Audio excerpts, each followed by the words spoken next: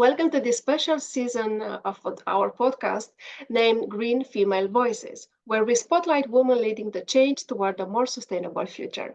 Today, I'm thrilled to have with us Elin Bergman, an advocate in the circular economy and sustainable practices. Elin serves as the Circular Impact Officer and Vice Chair of Cradlenet, and she's also a co-founder and managing partner of the Nordic Circular Hotspot.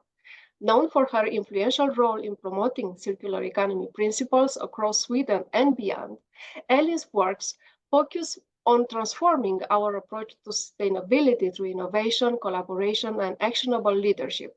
Elin, welcome to Sustainable Living Podcast. Thank you so much for having me. You are known as the circular economy queen of Sweden. Could you explain the concept of the circular economy and why it's essential for our collective future? Yeah, well, I usually always start with the linear economy that we currently have, which is unsustainable and it creates a lot of problems on the planet with the environment and everything. So the linear economy is based on that we are digging a lot of materials out of the ground and also fossil fuels and so on. And it has a lot of impact, like I said, negatively on the planet. And we make a lot of stuff out of it, and we make them of bad quality. So usually they break down in a very short while after the warranty is out, usually. And then we throw it away. And we do this in a faster and faster pace all the time, which means that we will not only destroy the planet, but we will also run out of the very precious materials that we need for the future. But in a circular economy, we do something totally different. We make sure that we are using the materials we already dig out of the ground the last 300 years, make sure that it keeps such a high quality and value as possible for such a long time as possible. And then when we have used it for a while, we kind of circulate the materials back into the economy again. We don't throw it away. There's no away in nature. So it's all about how can we utilize the materials we have in such a good way as possible and an efficient way as possible, because now it's super inefficient. So that's the circular economy. Thank you for this journey, because your journey into sustainability and the circular economy is both inspiring and influential. Could you share the moments of inspirations that propel you on this path? Well, I think I have many moments, but I think maybe one moment that I usually mention when I'm in interviews is when I was working for 20th Century Fox, a film company, and I was doing all these promotional campaigns. I worked with Star Wars. Worked with Avatar and Ice Age and X-Men and all of these, and tried to make people aware of the movies in different ways. So we did Ice Age meals at McDonald's. We did small toys for kids, and the X-Men mobiles with Samsung and things, just to get people to buy stuff connected to the films. And it was very unsustainable. Also, I was flying around the world, and it wasn't really. It's not. I mean, I actually come from a family that's been very environmentally conscious, and then I started working for this company. I thought it was very glamorous. I was working with Hollywood stars and doing gala premieres and things.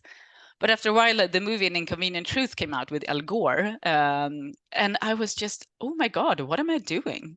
This is so wrong. This is not me. So I stopped working in the film industry. I started studying environmental issues at university at night, and then I started working for a homeless organization and learned CSR issues and more social sustainability at the time. But then I quickly went into environmental sustainability. So that was my big moment of oh my God, I need to change the way I do things, and I've never been happier since I changed, because this is something I'm really passionate about. Through your roles at Cradlenet and Nordic Circular Hotspot, you've been also at the forefront of integrating circular economy principles in Sweden and beyond, as I mentioned. What impact have these initiatives, both locally and globally? Yeah, maybe I can mention something about what they are. Cradlenet is one of the oldest circular economy business networks in the world, or networks in the world, I think. We started already in 2009, and the reason we're called Cradlenet is because the book came out, Cradle to Cradle, Remaking the Way We Make Things, in 2008, I think. Anyway, And the people that started the network were so amazed, but nobody was talking about circular economy at the time. It wasn't even the term circular economy didn't exist at the time even. So that's what we call Cradlenet. But and then I got engaged in the organization in 2014. So that's 10 years ago now. And yeah, it's been interesting journey, because when I started talking about this and got engaged in the organization, nobody was talking about this. And now it's been quickly turned into something that's mandatory on a European level, that you need to report on this. So it's been going from nobody knew anything to this amazing journey where everybody now, all the companies in the European Union, needs to report on it and really needs to know their value chain. And also I started this other organization, Nordic Circular Hotspot, in 2018, together with some other fantastic people, where we really wanted to make sure that we accelerate the transition in the Nordics, because we were doing different things in our own countries in the Nordics, but with no collaboration over the country borders. And collaboration is kind of key for circular economy, making it happen. So that's the two organizations. And I've really seen the difference. Like I said, it's been a fantastic journey, and it's really gaining momentum, even though I don't think it's going fast enough, of course, but that's just me maybe. This season, we're celebrating green female voices and the unique perspective women bring to sustainability. How do you perceive the role of women in the transition to a circular economy and sustainability at large? Yeah, that's a very good question. I don't get that question a lot.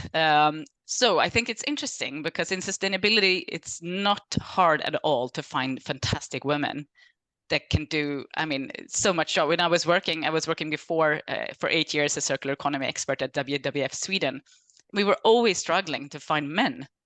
The problem is, though, the men are always running the organizations. They're the CEOs or general directors and things, but the people doing the actual jobs are the women.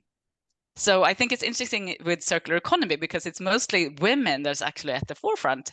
We have Ellen MacArthur Foundation, Ellen MacArthur. She was the one kind of kicking the whole thing off, super famous. And then we have Kate Raworth, another idol of mine, also a fantastic circular person. And then we have me in Sweden and so on. And there's not so many really strong men. I think they're coming now. We have some Wojciech Wasecki and Harald Friedel and so on. But yeah, but it's been mostly women for the circular economy roles. But still, when it comes to circular economy businesses, I would say that it's mostly men driven. I think more women should be, talking about this. Yeah, it's true. Advocating for the circular economy comes with challenges. Could you share some significant hurdles you've encountered and how you've navigated these obstacles? When it comes to circular economy, it's a bit lacking still, because there's a lot of knowledge missing.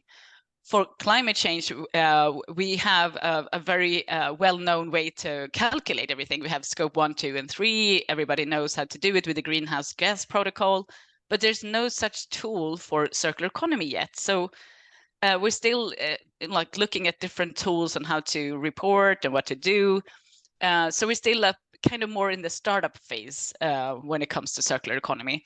So that kind of creates a challenge. Another challenge is that there's a difficulty to really change your business models, because I mean, usually there's like high initial costs and the returns on investment are delayed much more than usual linear business models.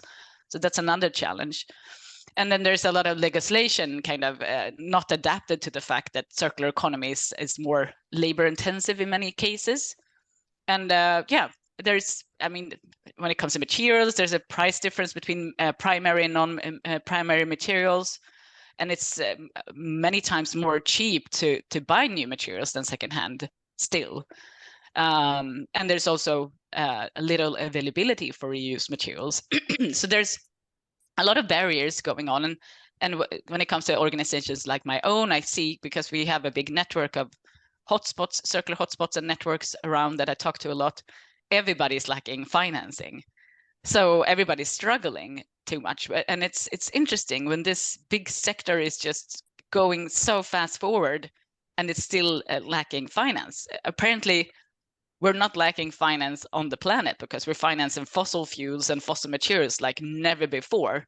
What if we could shift that into the circular economy? It would be going so much faster. So yeah, that's some of the barriers, at least. But it's a fact that the success of the circular economy depends on collaboration across sectors.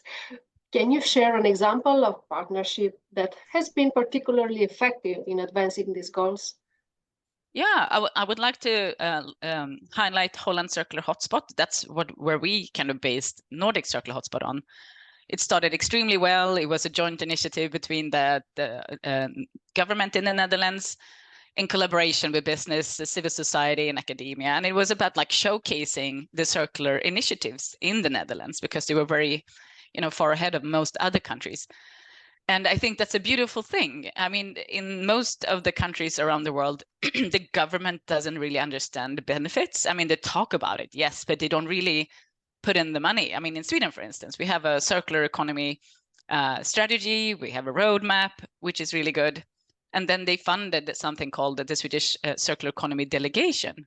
But now they're pulling the funding. So it's like, it doesn't make sense how we're going to really go into circular economy, but there's no actually entity that will run this forward. So I think everybody should take the Holland example and really do something similar. The problem with the Netherlands now, it looks like a huge success, is that they're also they're pulling their funding as well. So it doesn't really make sense. But I would love more like this happen. Yeah. What advice would you offer in this situation where the government doesn't offer support for entrepreneurs and innovators? What advice would you offer for entrepreneurs and innovators eager to embed circular economy principles into their ventures? Well, I think the first advice I would say, just do it, because there's no alternative. I mean, what's happened now after COVID and the Russia-Ukraine crisis, it's more and more apparent that we will have problems with the value chains and the components and materials needed, and it's getting more and more expensive with inflation and everything. So make sure you don't do things the linear way, because it's not the way of the future. You will not have a sustainable business model if you do that. So really look at, like, if you're already running a business, do you have a waste stream? Then you're doing something wrong. Make sure you understand that the waste stream is not a waste. It's a resource that someone else can use. You just need to figure out who could be using it, and they can pay you for it. So it's like looking at what you're already doing and make sure you actually understand your business model fully and have a holistic approach to it. And I mean, there's so many guides out there. Like if you in manufacturing, there's a fantastic guide by Nordic Innovation, like how to switch your business model into circular economy model. We're doing right now, together with the Exponential Roadmap Initiative, a circular economy action guide. So with a checklist on what to do and how to change your business model to become circular, and also your products and everything. So there's many guidelines. So just look at them and do it. That's my suggestion. As we look to the future, what innovations or developments do you anticipate will shape the circular economy in the coming decade? Well, there's a lot of business models out there, but I think the most fantastic and most inspiring ones right now are the regenerative ones. Regenerative business models is when you take like if you're into farming, for instance, it doesn't matter if you farm food or cotton or wood, whatever you're farming. Usually the land has been used for a long time and it's depleted. It doesn't feel well. Biodiversity has gone down because it's monoculture and things. But if you start growing regeneratively, you take that land that's been destroyed and you regenerate it. So it actually has a healthier soil. It's better for biodiversity. It binds more carbon, but it actually has a bigger crop in the end. It takes a longer while to kind of get the land going again. But here in Spain, for instance, are really, because I'm in Spain right now, there are really inspiring examples where they take depleted, almost like desert land, and turn it into food forest in 18 months. And they need so much less water than the conventional agriculture.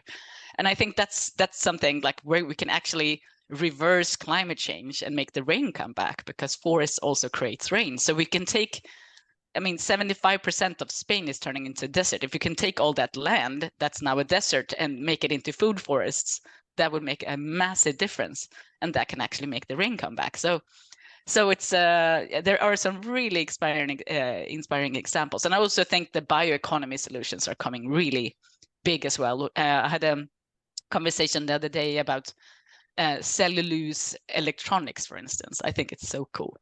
So yeah.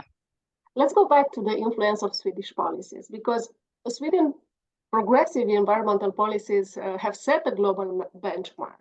How do these policies help the circular economy, and what lessons could other countries draw for Sweden from Sweden's approach? Yeah, this is where it's going to be a bit controversial, because I always say it's the biggest lie of all. Sweden is not the best in the world. We're on the 10th worst list of all the most over-consuming countries in the world. We don't really calculate the consumption emissions we have.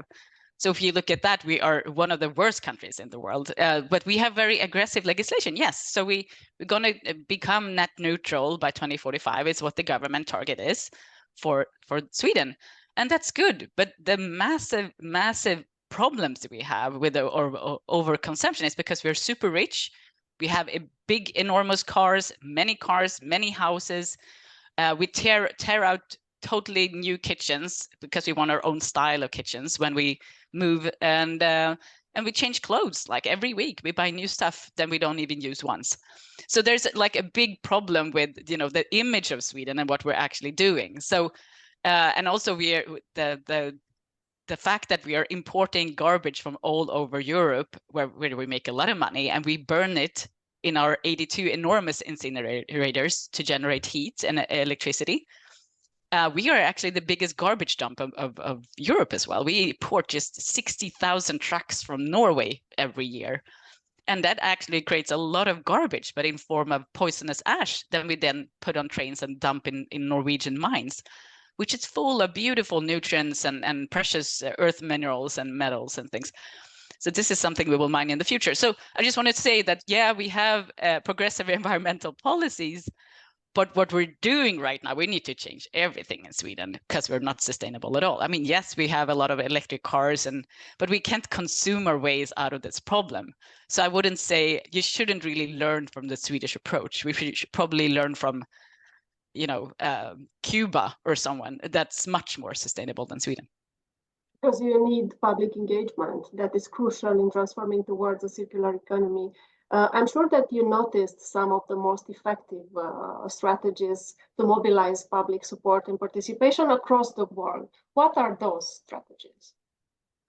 Well, it's difficult to say. I always get the question like, oh, what should the public do, and what do you do yourself, and so on. And I always say, well, the public, they're too busy to do things. It's hard to change them. But at the same time, I have a lot of hopes for the new generation, because it's cultural change is already happening. I mean, 10 years ago in Sweden, it was like very unpopular to buy secondhand. It was like looked on like, you know, I wouldn't buy anything that someone else used or my sister used before me or whatever. But now the global secondhand market is growing enormously. And in Sweden, it's like, that's the way. It's like, why would you buy something new? It's just stupid. And even on you know, in America now, the secondhand market is expected to nearly double by 2027. So it's going to reach $350 billion. So it's I mean, it's an enormous shift in many parts of the Western world. So I think the new generation understands that like stuff does not make us happy. I mean, I have a son, he's 12 years old, and his worst nightmare is to write a Christmas gift list because he doesn't want anything. He doesn't need anything. So why would I? It's like he just wants to game and have some apps, you know, that's all he needs. So I think it's a beautiful thing that they understand that this stuff doesn't make us happy. It just, yeah, it creates anxiety, and you just need to clean everything. So. Yeah, because we reached the last question, I choose to ask you about your personal motivation and vision, because sustainability work is as challenging as it is rewarding. So what keeps you motivated, and what is your vision for the future of sustainability? Yeah, I think that motivation is that I'm on the right side of history, so to speak. I'm doing things to save the planet. I mean, that how much more motivation do you need? Because we're really fighting big forces here. So that gives me motivation every day. And also I see a lot of progress. Like I said, I've been in this industry for 10 years and oh my God, the difference is amazing. Yes, I mean, it's not going really well for the planet, but I do have a lot of hopes. And my vision is like the circular economy future will be so much nicer than the current one. We will have no pollution. We will have an easier life. We don't have to have our attics and basements full of stuff we don't need. And it's just going to be nicer. And we're going to have, you know, we don't even have to own cars anymore. They will just drive us around whenever we need. We don't even have to drive them. And we can have our drinks and they will drive us home. I mean, it's going to be a nicer society where all the buildings is its own ecosystem and it creates its own energy and recycles the water. And yeah, so we will be so much more self-sufficient, but also I think more connected because we don't have to work so much to just get stuff we don't need. Like I said, yeah, I think we will have more beautiful, thriving lives in the future. And so that's what I also am very motivated by, to see if that will happen in the future. Your dedication to the circular economy and sustainable practices not only inspire us, but also offers practical pathways for others to follow. Thank you, Elin, for sharing your invaluable insights and experience with us today. Thank you.